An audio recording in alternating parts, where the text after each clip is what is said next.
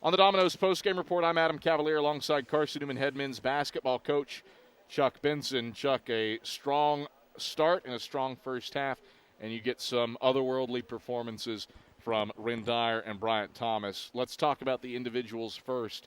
Ren Dyer, a career-high 21, the first Eagle to make 7 threes in a game since Malik Abraham did it against Newberry in March of 2019, and Bryant Thomas joined Sean Jones and Carson Brooks as Eagles to take 10 shots without missing. What about the efforts of those two guiding your offense to back-to-back 60% shooting nights? Well, first of all, excuse me.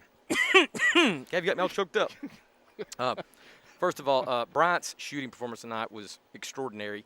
As you said, to be in the company of Carson Brooks and Sean Jones is rare air, as you know. Man, you could 20.6 boards, an assist, a turnover, but 10 to 10, man, that's hard to do. And it's he wasn't shooting. I think he had maybe 1-2 dunks, but 8 of those were sort of there were some high difficulty shots in there. Yeah, they weren't just layups, So I'm really happy for Brian. His confidence is just continuing to go up, and that's him doing that, man. It doesn't do anything but help us. And then of course Ren just had an elite night. You mentioned the 21 points and the 7 threes, but he also had 8 boards, 7 assists, 2 steals, a block.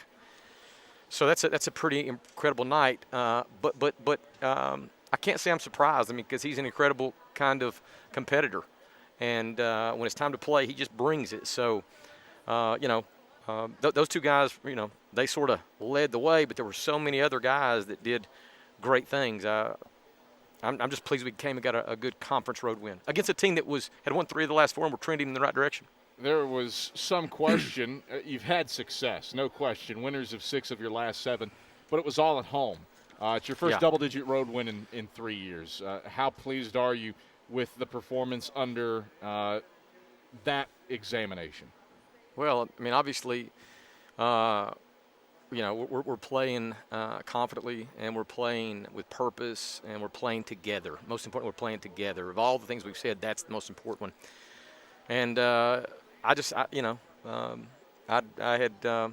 Coach Mincy and I were talking after his game and before our game. He said, Chuck, there's just something about this team.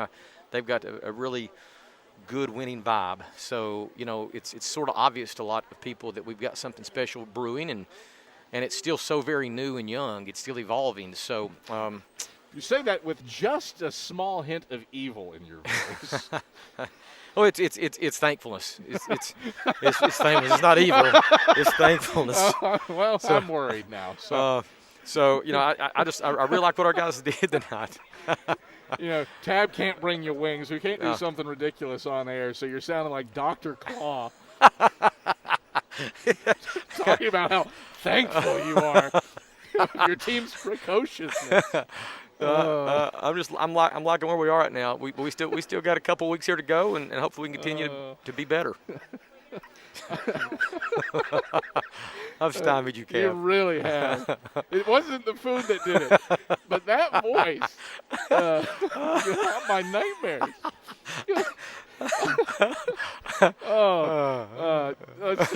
Let's talk defense. Yes. Wise gets a little happy after halftime, but you hold the league's leading scorer, Cameron Whiteside, to 6 points on just 6 shot attempts. Yeah.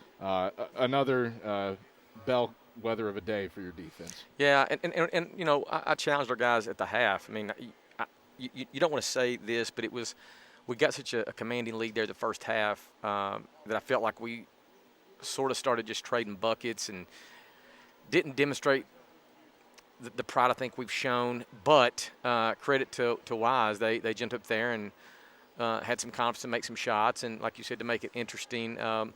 We were able to play a lot of guys. We were able to play most everybody tonight, and everybody's got to do their part defensively for us to have the kind of performance we want. But all in all, I was pleased. I'm going to tell you what I'm more pleased with. That kid walking out here with the Indiana State bird jersey.